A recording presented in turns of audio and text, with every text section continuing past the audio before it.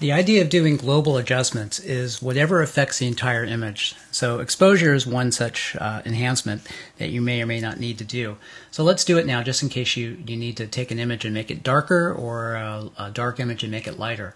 What you want to do is, again, go down, you want to make a new adjustment layer, and again you're going to choose the 1, 2, the third icon over from the right, or the fourth icon if you count the garbage can, and it's a little circle with a halfway light and halfway dark, and that creates a new fill or adjustment layer. So we're going to go in and we're going to choose either levels or curves, because what we're after is not the adjustment itself, but using a specific blending mode. So I'm going to do curves, and I'm going to call this exposure. And I'm going to set the blending mode to screen. Now up here above in your layers palette, you have a drop-down menu, and these are all different blending modes.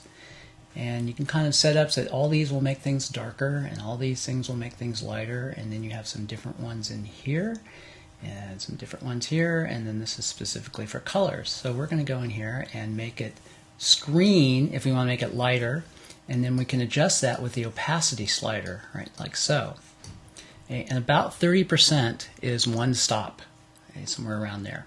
If I need to make it darker, I'm going to go up and say multiply, and that's going to then make the image darker like this.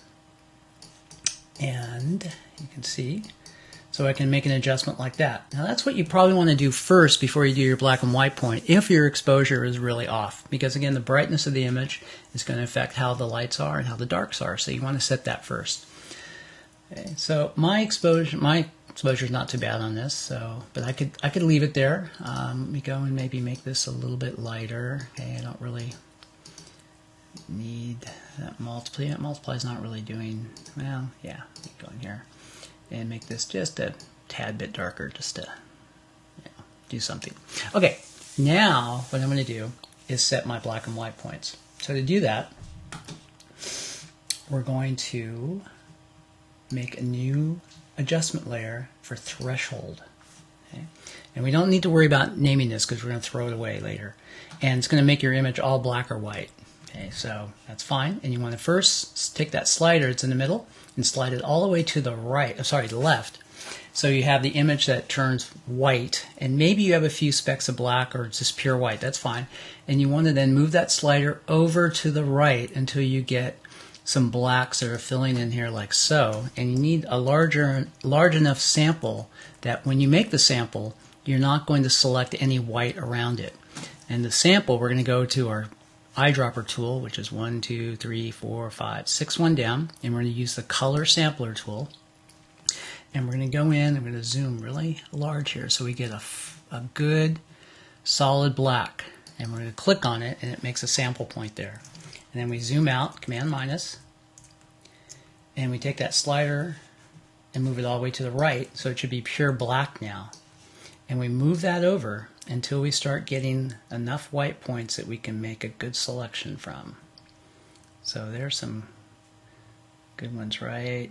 I'm going to move this back just a little bit. Right in here, some good ones in there. So I'm going to zoom in. Okay, I'm going to move this over like this. Oh, there we go. And again, make a sample like so. That's done. Okay, and now the threshold layer has done its job.